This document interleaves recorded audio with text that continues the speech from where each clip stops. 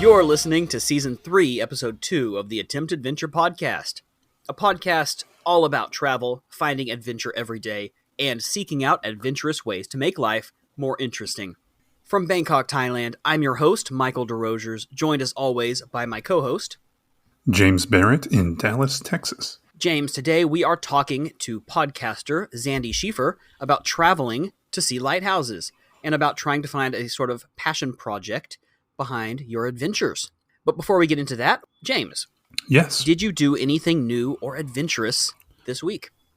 I did. I have started volunteering at a clinic. Give me something to do. Nice. I'm currently unemployed. For those of you that don't know, I did used to be a phlebotomist. Mm-hmm. I can draw blood.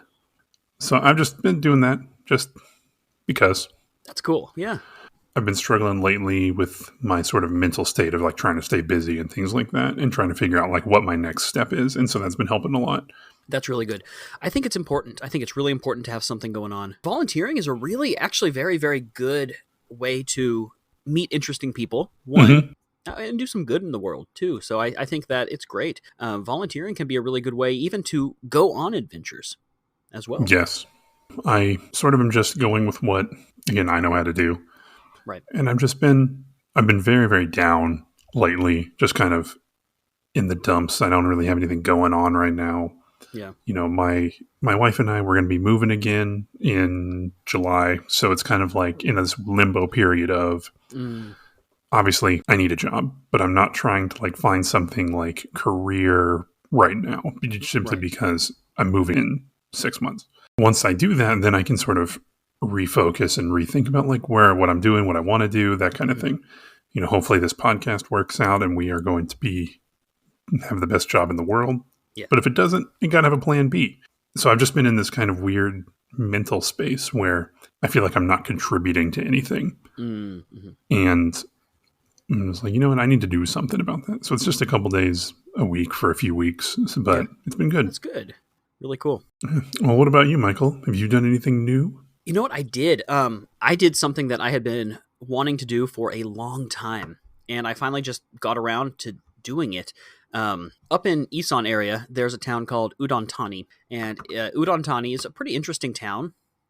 It feels like a small town, and it is, but it's actually the 7th biggest city in Thailand, just because outside of Bangkok and Pattaya, there just aren't really any big cities here. During the Vietnam War, there was a U.S. base there. In fact, there was even a U.S. consulate there until the 90s. Really, really nice city. So my wife and I, we flew up there just for 2 nights. We went to the Udon Thani City Museum. We kind of explored, saw some of the temples there. The reason we were there was to experience this phenomenon that happens just once a year around February called the Red Lotus Sea or the Red Lotus Lake. And it's really fantastic. I'm sure if you Google Udon Thani, you might see that. See the pictures of that. Yep. I'm going to interrupt you just for 1 second. Yeah. You know, I've got the Tourism Authority of Thailand. That's the picture. Mm-hmm. This is the Lotus Sea. Yep. You've got temples. You've got all the Thai stuff. And then like the 4th one down is Meet Girls in Udon Thani. Oh, well. That's not what I was there for. I would hope not. No, but no, the Red Lotus Sea was the reason that we were there. It was something I had known about for a really long time, and I had really wanted to see it for a long time. So let me explain. Once a year in the winter, this lake just explodes with millions of red. They're actually not lotuses. Technically, they're really lilies. Millions of these red flowers.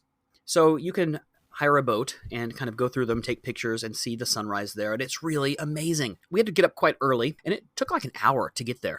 We got to the lake, and we paid 300 baht, which is about $10, for a private boat, just a tiny little wooden boat with a little motor that a guy puttered us down into the water. It was quite cold, actually. And as the sun comes up, the lotuses or the lilies, they open up, and you get to kind of watch them open, and it was really beautiful. It was a spectacular phenomenon. Just incredible. And I will definitely put some pictures and maybe a little video on our website. That would be great. Yeah, I'm looking at pictures. It's beautiful. The thing is, this is something, like I said, I had wanted to do for a really long time. And I just kept putting it off every year. I thought I'll do it eventually. I'll do it eventually. And it wasn't like expensive to do. It didn't take that much effort to do it. I finally did. We finally just did it. And like, I'm so glad that we did. So I guess the lesson here is like, if there's something that any of our listeners, if there's something that's like kind of nearby, that's easy to do, that's not like that expensive or anything that you've been wanting to do and you just keep putting it off, just do it. Why not? Just take the time and go out and do it, because I think you'll be really glad if you do. Yeah, I definitely agree with that. You should definitely try to experience things. I have a tendency to not do things because they're close by. I know that doesn't make any sense, but like, there's always that like, oh, I can do it soon or I'll do it later, but just do it. That idea, like, I'll do it one of these days. Every year I would see those pictures online. I would think, oh, I got to do that some year. That looks fun. I should do that sometime.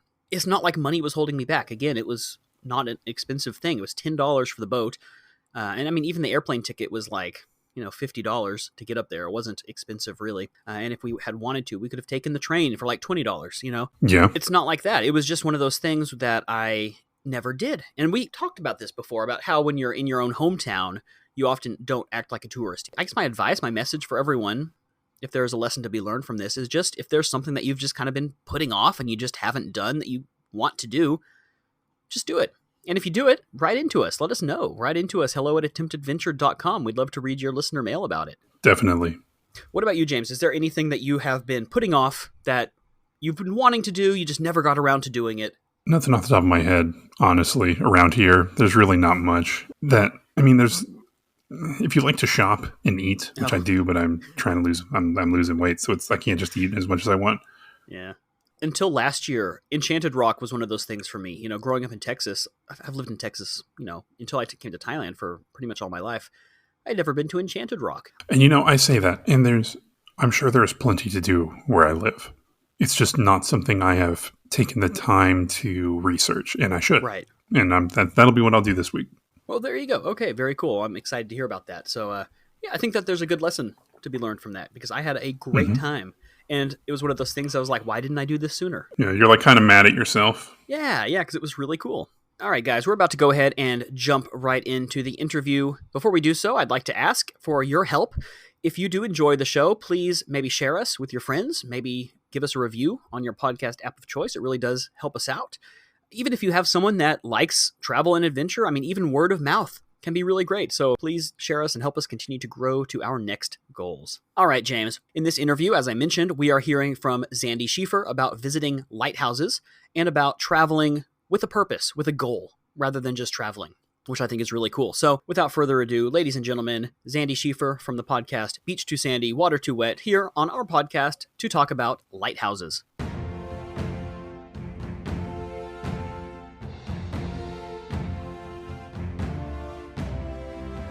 Right, hey man, welcome to the show. So glad you've joined us today.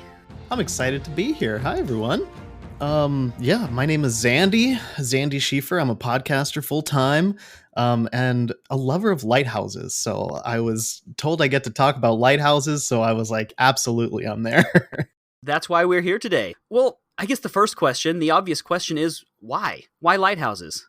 It's actually a fairly recent thing. It's only been a few years that I've been that into them, but it started with actually my podcast, Beach Too Sandy. We read reviews, like negative reviews of lighthouses, and I remember looking at these pages, and I'm looking at these lighthouses, and I don't know what was with my mood or what was going on in my life at that point, but I look at all these pictures and I'm like, wow, this is the most beautiful thing I've ever seen. And I said that at every single lighthouse. It was mostly ones in Maine, I think. And I thought, wow, that's kind of cool. This is something that's, and then I started looking more into it and I thought, oh my gosh, there are lighthouses everywhere. I live in Ohio, which, is fairly landlocked. And we have like 4 or 5 like major lighthouses. Up on Lake Erie, which I guess makes sense, but it's one of those things that, I've overlooked for most of my life. Yeah. And then I was looking at these pictures and I thought, I want to see more. So I just made it a random goal of mine to see as many as I could.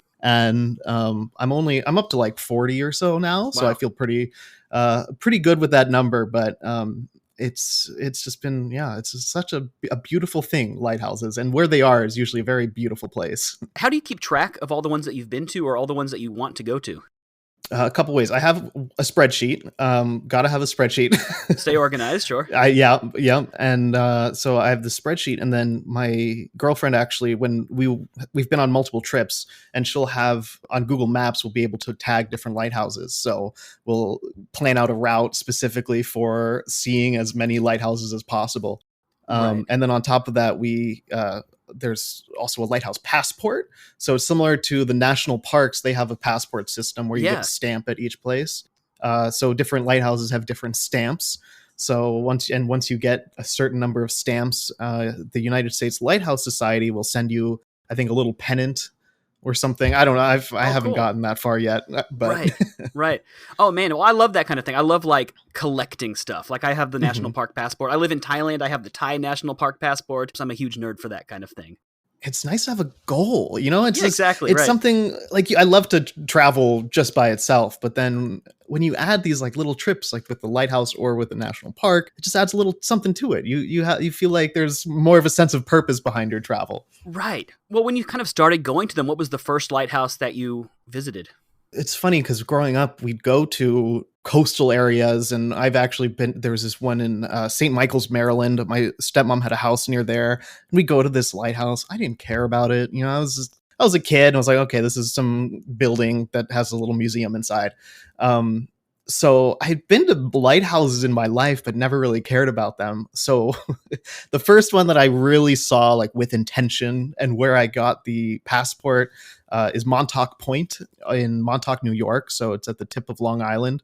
And I actually went there with my now girlfriend. She was just a friend at that point. And we visited together, and that's where I bought my passport. And yeah, that's like where it all began. And that's still one of my favorite lighthouses. So. Well, very cool. Well, what have been your favorite ones that you have been to so far out of the 40 plus that you visited? So the Montauk Point is it's classic, you know. It's in a beautiful spot, and then one mainly for the experience. I mean, it's really nice, but Saugerties Lighthouse in Saugerties, New York. It's on the Hudson River, and that one I was able to stay in overnight. So my girlfriend and I were able to stay there, like it's a bed and breakfast. And Cool. we met the lighthouse keeper. He made us breakfast the next morning, and it was just so fun to get to sleep in this lighthouse. And he lives in half of it, and then the other half is for guests. And we had access to the tower the whole night, so we went up there. And it was just such a cool experience getting to see a lighthouse from that side. And that's like a working lighthouse, right? It's not just like a museum. It's still active. Yeah, it is. It is a working lighthouse. Yeah, it's so it was just so cool. And they did actually, have a museum too with a bunch of history. And that's something that I can't, overstate, is how historic some of these lighthouses are. And you wouldn't think of it, you see this building and you see, okay, it probably helps ships, and it does, but there's so many generations of families that have stayed there and lived there and made it their home. And it's just and there's so many lighthouses. That's what's so crazy. There are like 700 in the US alone or something. No kidding. So, wow. yeah. I mean, I guess that makes sense with so much coastline, but I think it's one of those things that you kind of just overlook. Yeah. You just take them for granted. Exactly. That's what I did most of my life, and now I'm a little. I'm overcompensating and getting nice and obsessed. Right? Right. No, it's good to have that kind of obsession to sort of drive you on your travels. I think that's really cool. And like you mentioned, it kind of gives you a purpose when you're going somewhere. Yeah. Well, very cool. What about some of your bucket list lighthouses? What are some lighthouses that you've never been to but you hope to see? One thing I'd like to do, because, even within my obsession, I was looking at all these US lighthouses, and this might sound just really ignorant and stupid, but I had this moment of like, wait, there are lighthouses all over the world. Right. And it's one of those things, like, of course, I've heard of Lighthouse of Alexandria, or like these famous old lighthouses that no longer exist.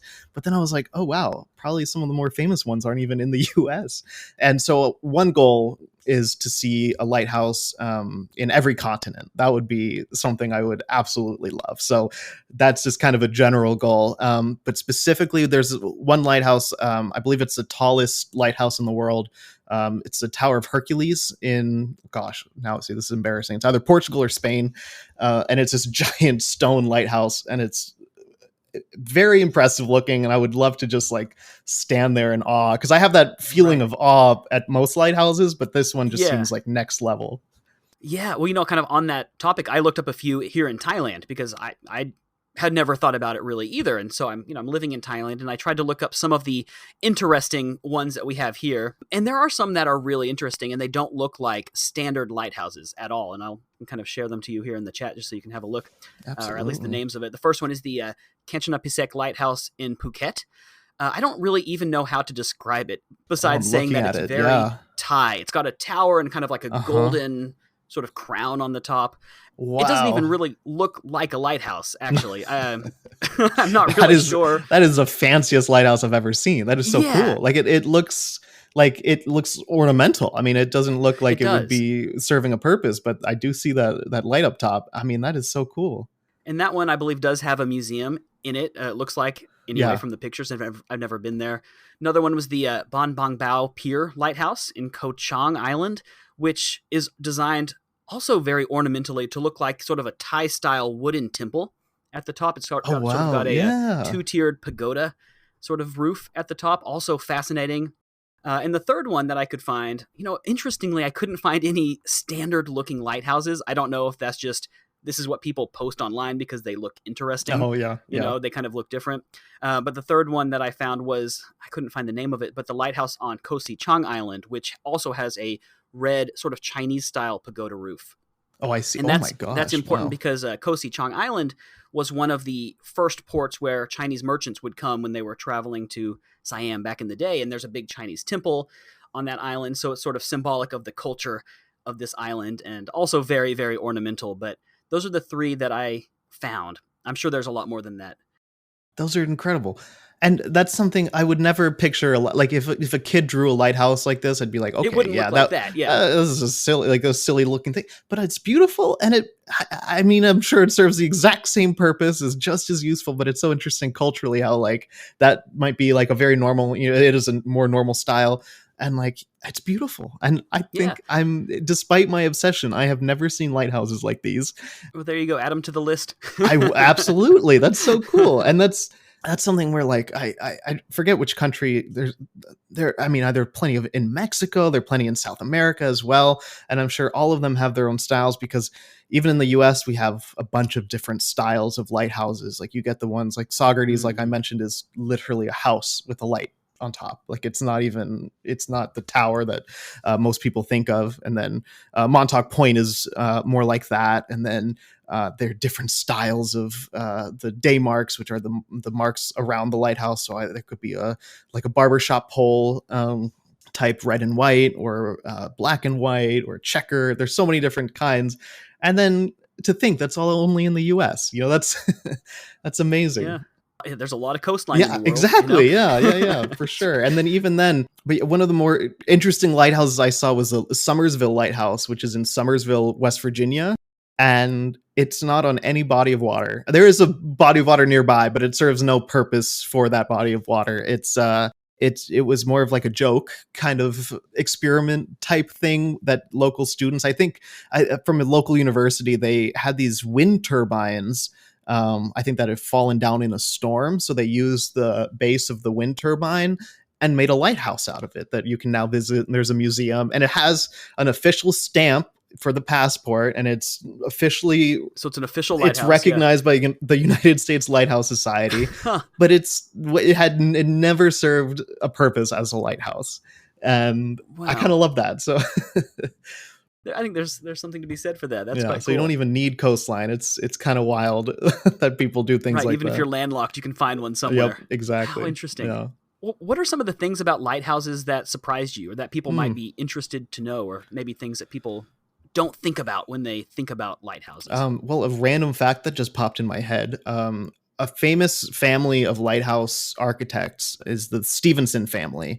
And I looked into them and I was like, oh, wait, like Robert Louis Stevenson, the author who wrote Treasure Island, and it was his family. So there's this whole, and so I got into the Stevenson family, which I'd recommend just looking them up because it's wild. They're all, I think every single member of that family has a Wikipedia page. They're just that impressive. But so many of the lighthouses that were designed in the UK and were designed by the Stevenson family, which I thought was so cool that it was random relation to Robert Louis Stevenson.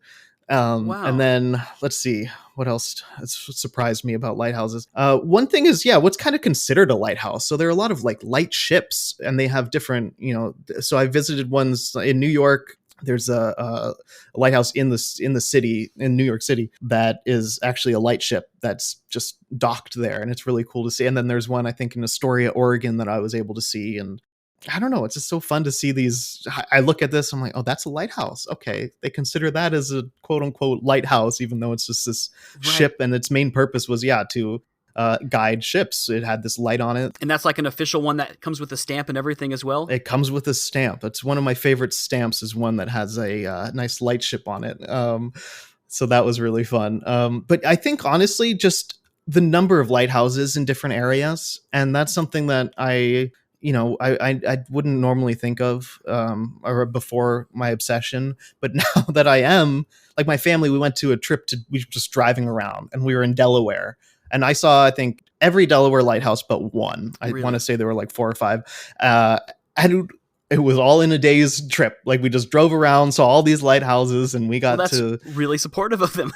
that's awesome. No, very fortunate. Yeah, no, I think about that a lot. I'm like, oh, thank God they let me just guide us through to all these lighthouses. But yeah, I think people would be surprised, and that's something like with Ohio even. I would never think there'd be lighthouses in Ohio, but there's some beautiful lighthouses up on Lake Erie. So I'd recommend people look into that. Just look in their area and see what lighthouses are there, because there's a surprising number. Do you know what state has the most lighthouses, or what would your guess be? My guess would probably be somewhere with a lot of coast, like California. That would just be my guess. Mine too, but it's actually Michigan. No way. Which does have a lot of coast, but it's all lake. It's all like so. But Michigan has so many lighthouses because of all the lake, all the coastline on the lake. Coastline, is that the same thing? I guess so. know. Yeah, I think so. Does that count? See, I might know some things about lighthouses, but I don't know much about the lakeshore, maritime stuff. Yeah, right. I haven't seen a single one in Michigan yet, so I plan on it though. Yeah, that and Maine are 2 of my bucket list states for lighthouses. And then that would be the dream. But one of those things where now that I have this, I want to see as many as I can per trip. Yeah. So I wait on having this trip until I can really plan it all out. So hopefully one day I'll make it to Maine and just have the time to just drive up the whole coast. That's right. So typically, are your trips like with the purpose of seeing the lighthouses, or do you just sort of like plan a trip and then check if there are lighthouses in the area afterwards? It's more the second one so far.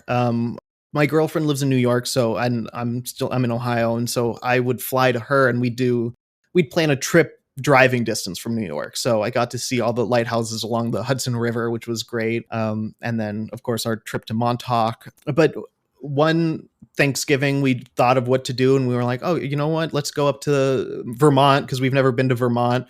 And so we said, okay, what lighthouses are along the way? What lighthouses are in Vermont?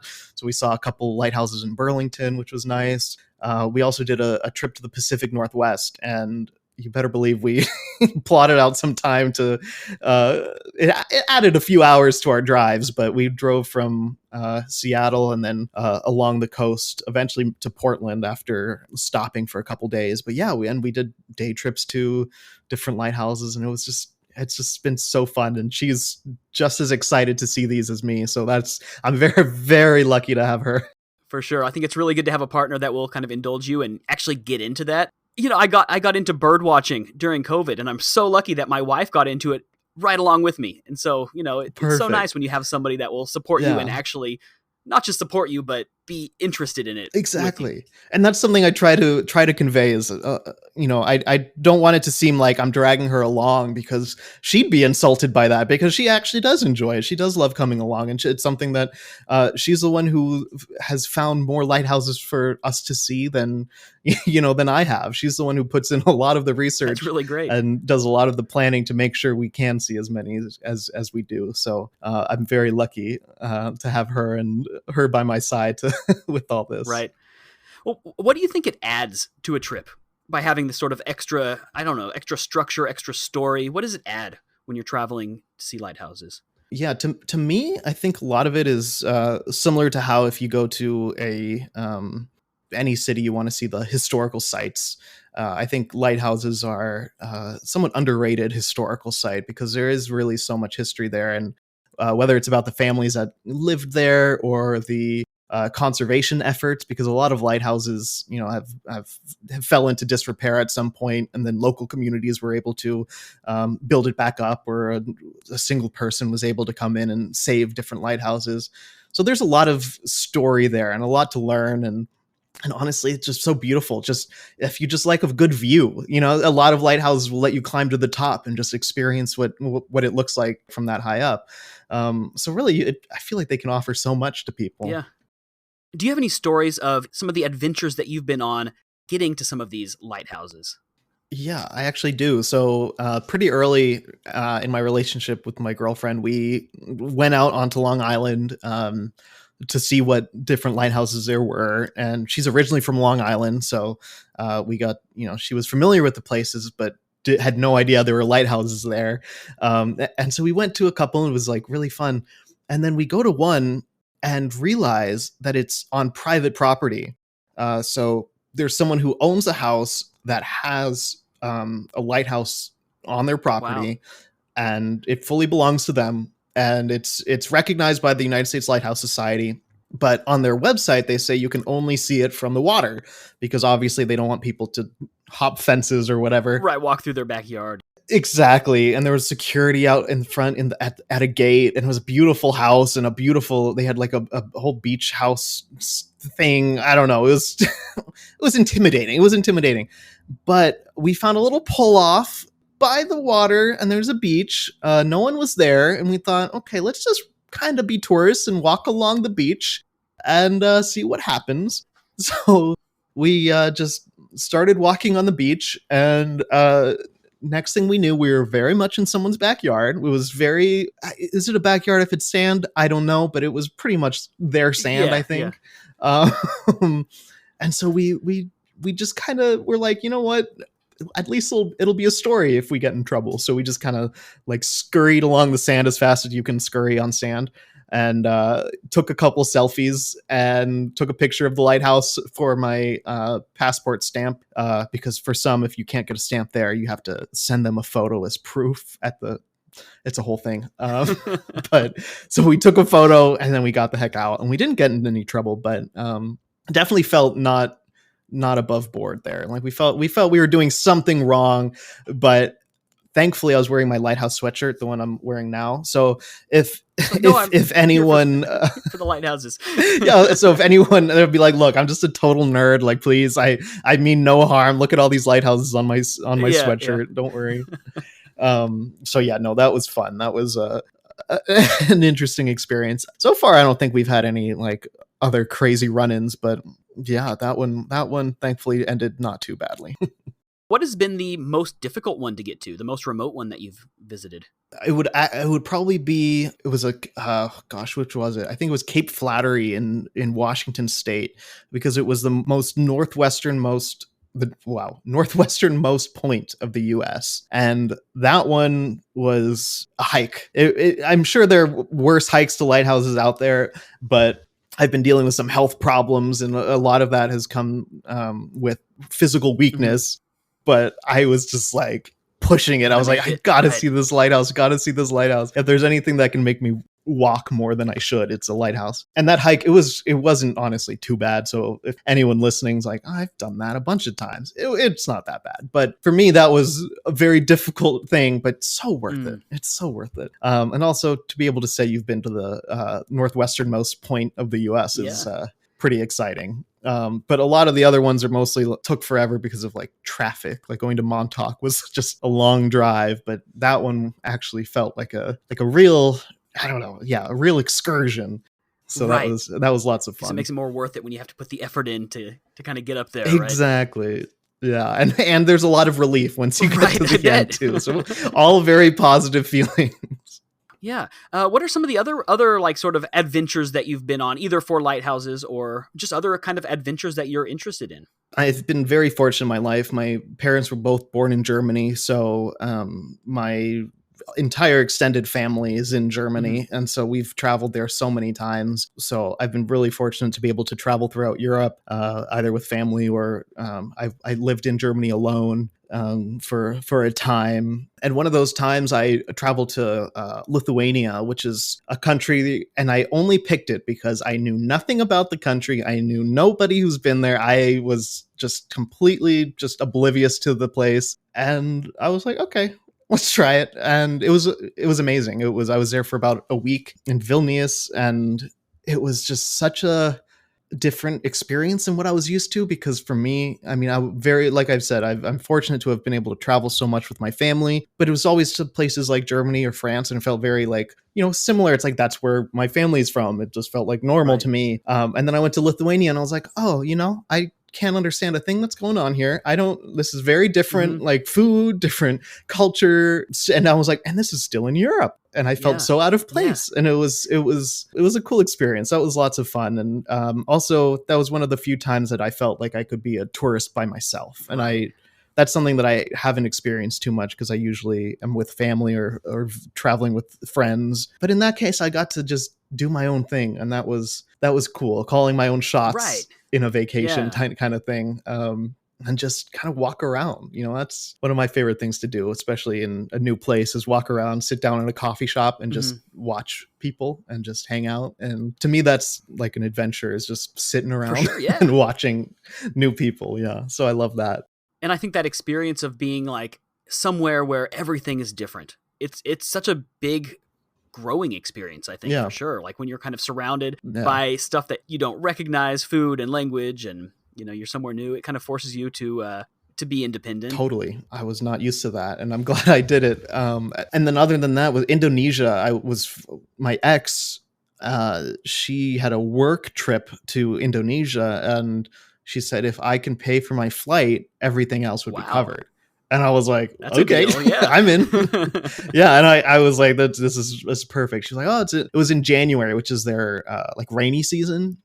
According to I didn't know anything. I was just like, I don't care, I'm just going. And we had the most perfect weather the entire time. And she was off like actually working, so I didn't have too much flexibility, unfortunately, because I was kind of like a guest of the company, and but I got to meet some great people in Jakarta and like explored there a little bit. And then I was able to take a trip to Borobudur, a temple, and I went there by myself and got a nice tour of it, and it was incredible. And that was one of the, like you just said, it's just everything is different, and it was something that I had never seen anything like it before, and it was just eye-opening in a way, and it just felt just so nice to experience something so far out of my my normal everyday life. And so I would recommend a trip like that to absolutely anybody. And I haven't traveled much out of the country since then. That was a few years ago, but that's I'll always remember really cool. That. It's something that I'll always have.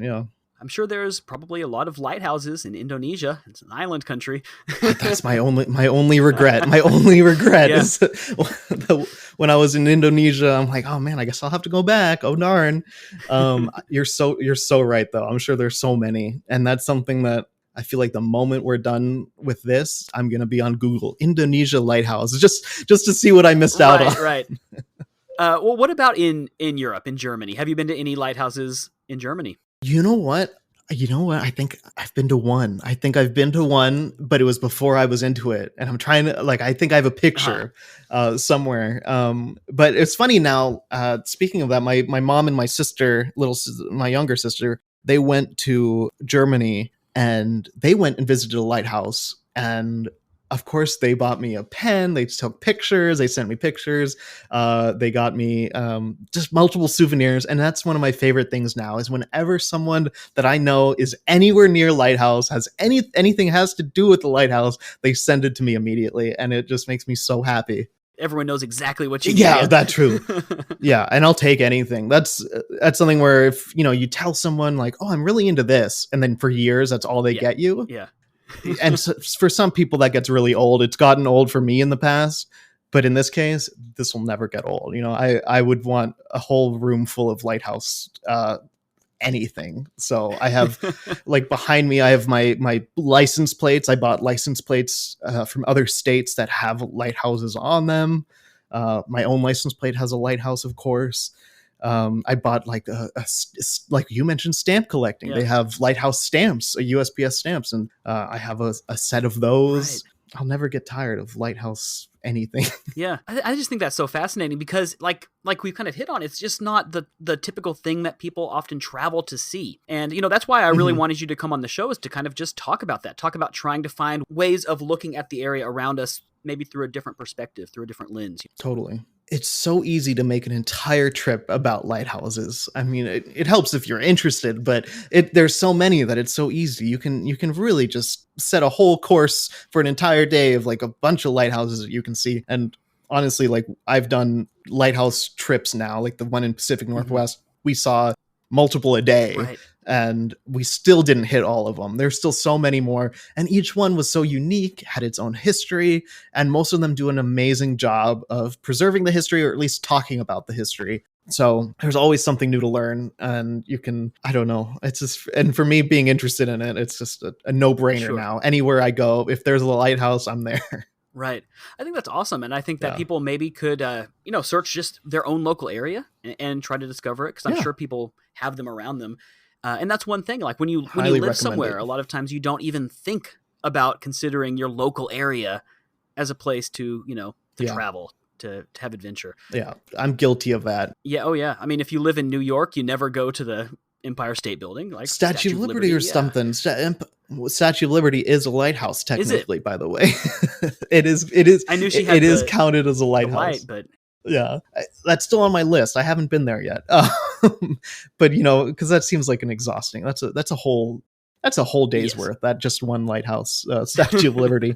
But no, you're so right. And just a random example for me in Cincinnati, there's this museum called the American Sign Museum, which is within 20-minute drive of me, and it has been there, I think, my entire life, and I've never been there.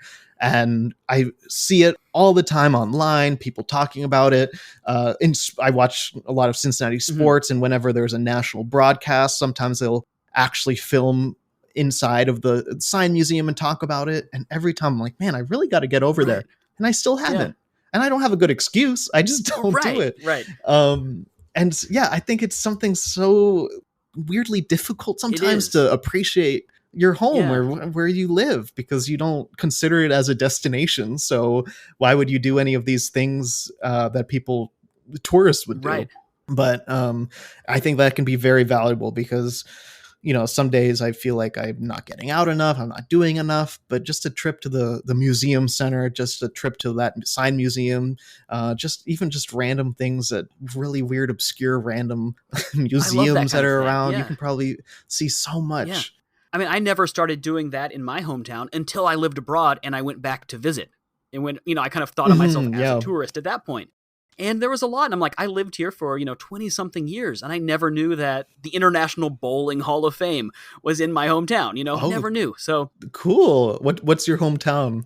Arlington, Texas, just outside of Dallas. Okay, I'll hit up the bowling. What is it? The National Bowling Hall of Fame? International Bowling Hall of Fame. International. So that's so cool. And I bet it was like fascinating. Such an obscure thing, right?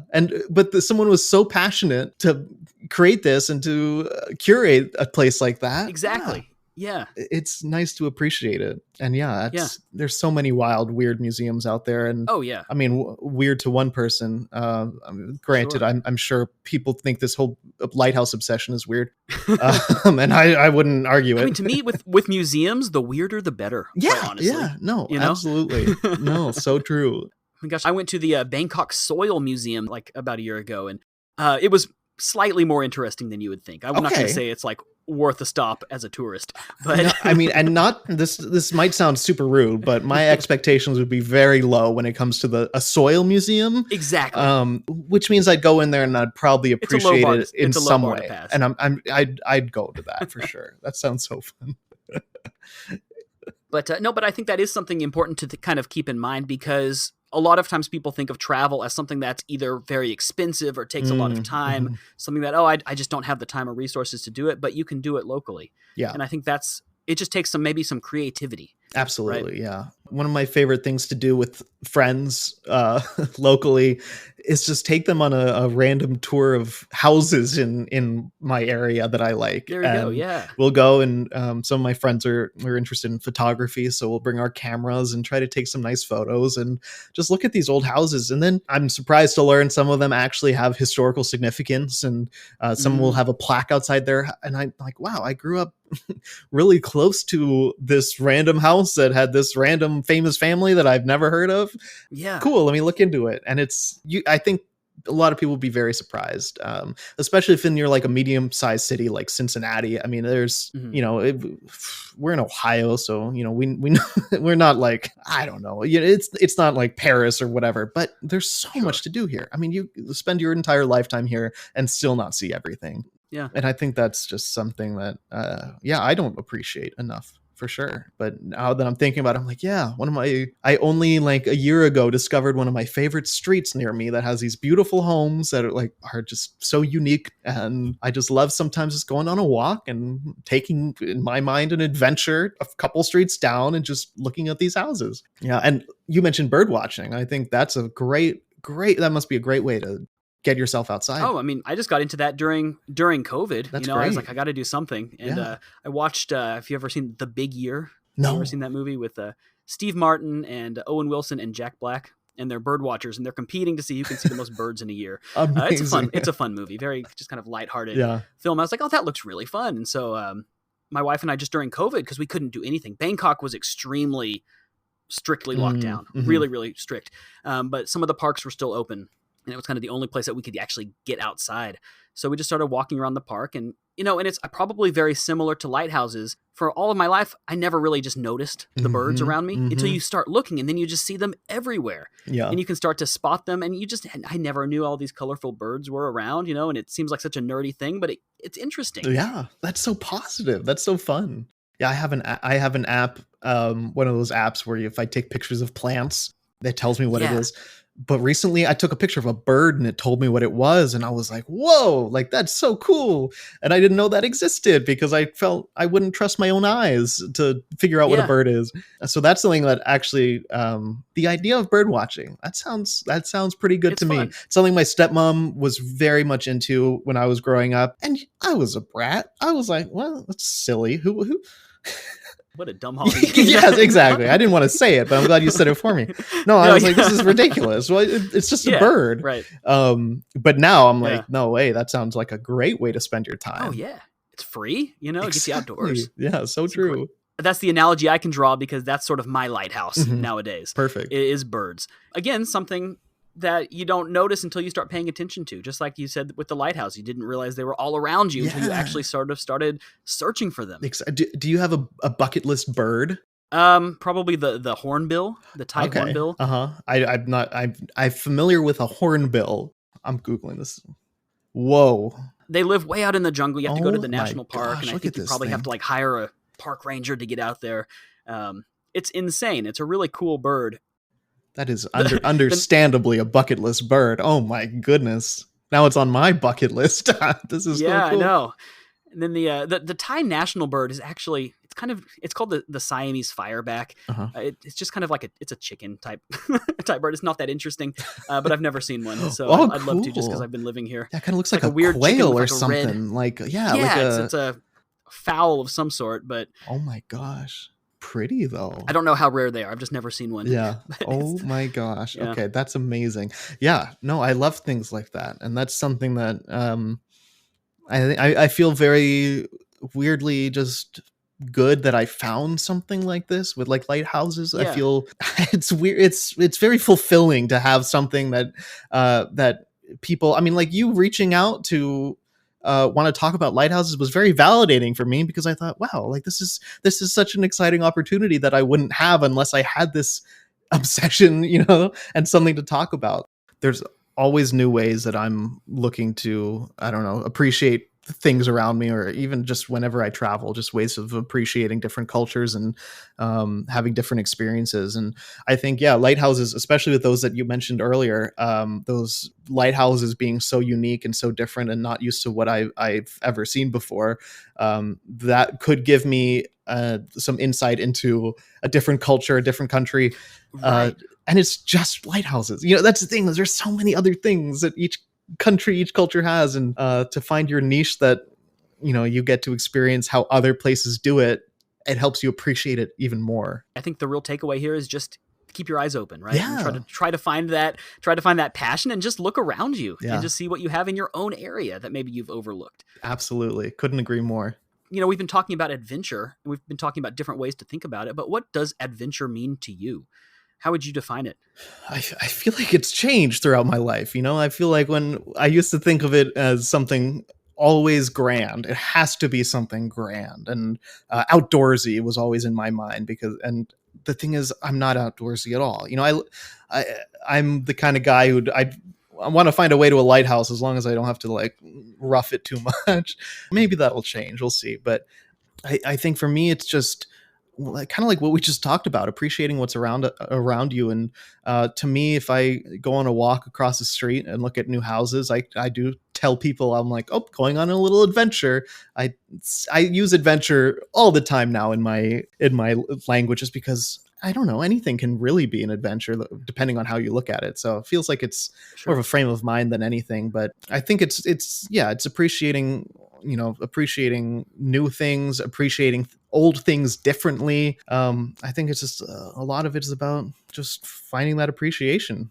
Absolutely. Couldn't agree more. Yeah, I just really suggest people look at their area, because I think you'd be surprised, especially if there's one in West Virginia. There might be one driving distance for anybody, you know. I mean, there's a lot of lakes and there's a lot of people that need navigational assistance, I guess, all around the world. And I do have something, actually. If you don't have a lighthouse in the area or don't feel like going out and finding one, online, different lighthouses have different tours. I believe the St. Augustine Lighthouse has a tour, and it's fully virtual. Oh, cool. But it has those like 360 images. So you can go through and it tells you so much information about the lighthouse. It shows you the view. It shows you what it looks like on the inside. It talks about the lighthouse keepers. So I would look into some of the bigger lighthouses, like the ones in Florida. St. Augustine Lighthouse is a good example, I think. And I think Montauk Point also does that. So yeah, you can just find out so much online and just take these fun little tours. I'd recommend those. I still do them. That's so cool. You know, even if I've been to the lighthouse, it's just nice to kind of click through and pretend you're there again. That is so cool. Yeah, I mean, virtual experiences, I think that's one of the really awesome things about the internet. It's just, it gives us these opportunities even if we can't physically go there. Absolutely. Yeah. You can still appreciate it from the comfort of your home, which is something that I like. Yeah. Before we wrap up, why don't you tell us a little bit about your podcast and where can people find you? Oh, sure. My podcast is called Beach Too Sandy, Water Too Wet. We read terrible reviews from the internet. It's me and my sister, my co-host, my sister. And you can find that at Beach Too Sandy anywhere, and listen to it anywhere you get your podcasts. And then you can find me at Xandy Schiefer, XandySchiefer. If I'm not posting about lighthouses, I'm probably not posting anything, but I'm hoping to get back into more lighthouse posting. That's my goal. So maybe this will be some nice motivation. Well, there we go. Yeah, I mean, you could be a great resource for people as well, trying to find their lighthouses. I'd love that. I'd love that. Cool. Well, if you ever make it to Thailand, you'll have to go to these. I can help you out on please. No, I'll be reaching out if I do. That sounds great. Thanks so much for having me. This was so fun. Hey, man, absolutely. I really had a blast. I'm going to try to, hopefully next time I'm in the U.S., get a lighthouse passport myself and see what I can find in Texas, because I'm sure there's a lot of coast in Texas as well. I love it.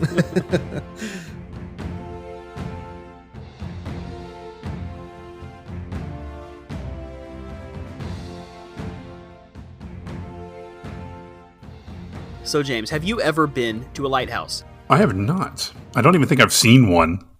Well, we grew up quite inland, didn't we? Yeah. I don't think I've ever seen a lighthouse.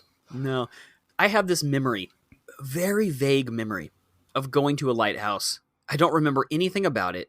I think it probably would have been in San Diego. There are lighthouses, of course, in Texas. I mean, if you go down to like Galveston, there's going to be lighthouses. Anywhere where there's coastline, there are going to be lighthouses. Maybe I've seen one, but maybe it didn't register. I don't remember ever seeing one. Right. Well, that's kind of what we talked about, how you just sort of overlook these things, until you're actually searching for them. And I got to say, I really enjoyed the interview. And literally, as soon as we finished the interview, I got online and I bought a lighthouse passport, which I don't know when I'm gonna be around lighthouses in the U.S. Again, I'm going back to Central Texas, but still, I've got one because I am a sucker for collecting things, national park stamps, and now lighthouse stamps. It's gonna be great. So, yeah, Xandy was a very good lighthouse evangelist, I guess you could say. I have never thought about visiting a lighthouse in my life until now. Now I am. Yeah. Again, I don't know where. I don't know when I'm going to be around a lighthouse. I don't live near any body of water large enough, and I'm not moving to a place with a large enough body of water. It is what it is, I guess. But next time I'm around the ocean, I'm going to be hunting for those lighthouses. Yeah, that'd be cool. I don't travel that way very much. Mm-hmm. I typically, and I feel like when you and I travel, it's very loose. It's very go with the flow, very we'll see what we see. The kind Sometimes of philosophy. we don't even end up where we wanted to, like that time we ended up in Pak Chong. There's nothing there. Don't go. Or go. It's fine. It's pretty cool. But yeah. we had nothing. There was no reason for us to be there. None. And that gets me into trouble sometimes because I'll go somewhere without a reason and then I'm like, now what? Yeah. And so I think there are benefits to traveling with the express purpose of I'm going to go see all the whatever lighthouses, all the other things. I will say traveling with intent purpose is probably more satisfying more often. Yeah. Because there have been trips that I have taken where I take the trip and I come back and I'm like, I mean, it was cool, but I didn't do anything. At least having a goal, even if it's a very nebulous goal, or even if it's a small goal. First time I went to Cambodia was, it wasn't with the goal of seeing Angkor Wat, although we did that. It was because a colleague really wanted to see this circus that they have, this traditional Cambodian circus that they have. And that's why we went. It was called Fair. I'll put links in the show notes as well. Phare. It's very cool. It's sort of a circus that is meant to restore the traditional performing arts that were supposed to be eliminated during the Khmer Rouge era. Acrobatics and traditional Khmer performances. Really, really cool. I'll put links there. But, it's not necessarily what you would think of when you're thinking I'm going to go to Cambodia. But it was awesome, and having this sort of structure, this sort of goal was really, really cool. Again, I think that there's a good lesson to be learned from that as well, whether it's lighthouses, whether it's birds, whether it's, making a checklist or something like that. I think that, having that can give you a sense of purpose on your travels and can make it a better story, maybe. Yeah, and that's a good lesson for me because I definitely don't do that as much as I should. For a while, my wife and I were traveling all the time. We were going places a lot. And one of the things we always like to do is find a very we always did this everywhere we went. You find a very local coffee shop. You find a very local kind of place. And I feel like that's a good way to get the vibe of a place, right, of a city, of a thing like that. That in the botanical gardens, we would go to whatever city we were in's botanical gardens if they had one. Some are very impressive, some not so much, but it was still something. There was still a purpose. And that was beyond our taking day trips out to just do whatever. And we sort of stopped doing that. And we kind of haven't been able to travel as much, both from COVID and money and everything else going on, just haven't been able to get out as much. And so I feel like I've fallen back into the kind of aimless travel mindset, which I don't want to do really. It's fine sometimes. You and I work very well like that. We can usually find something to do, but we're also okay if we get somewhere and there's nothing to do. I mean, it's not ideal, but yeah. But we're fine. Yeah. Even in your own area, there can be things to do. Mm-hmm. Like last year, we did an episode about how I did the historic Arlington, the Arlington Historic Trail, and we both grew up in Arlington. We lived there for 20 years, and I didn't know that was there. I learned a lot. Yeah. So no, I think this was good. I think this is a good thing for me to sort of start thinking about again and sort of planning. Because I need to go on a trip soon. It's been too long since I've been able to really do much, and so soon I need to do it, or else I'm going to go crazy. So, Xandy, thank you so much for being on the show. It was really great talking to you, and not that he really needs it because he's far more famous than we are, but I'll put links to all of his his stuff in our show notes. All right, James, it's time now for our favorite segment, Adventures in the News. And boy, have I got one for you. I am going to tell you about Mexico's first thru-hiking trail, which just opened. It is called the Camino del Mayab, which is the Maya Way, Mexico's first long-distance trail. It was developed with Mayan locals. The trail tells the story of Mexico's indigenous people. It goes through 14 communities in a 68-mile route. It's a 3-day bike ride or a 5-day hike. It starts just outside of Cancun, and it sounds really fun. You know, a lot of people go there for the beach, which I think is awesome, but this could be a fun little adventure if you're up for it as well. So, you know, we always think about thru hiking as something done in the U.S., but hey, Mexico has its first thru hike trail too. And we did a really good episode about thru hikes, and you can listen to that, again, links in the show notes, last season. But yeah, so I thought that was really neat. And it has a cool kind of background. It's not just look at this beautiful nature, but it's go through these communities and these historical sites and learn about the indigenous people. All right, folks. Well, guys, thank you all so much for listening today. If you enjoyed the show, again, don't forget to subscribe. Maybe consider giving us a review on your podcast app of choice. Hopefully a good one so that that Xandy doesn't have to read about it on his show. maybe a 5-star review if you're feeling generous. It does help us out. Again, please, tell your friends. Before we finish up today, just a little reminder, you can find us on social media at Attempt Adventure everywhere. We are on all the sites at Attempt Adventure.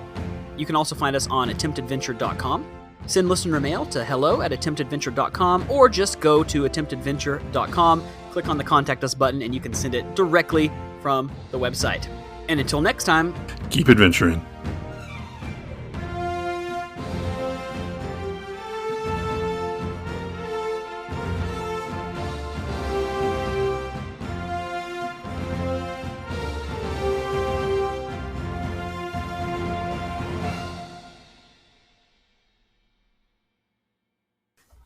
You are listening to Season 2. No, that's not true. Hang on. No.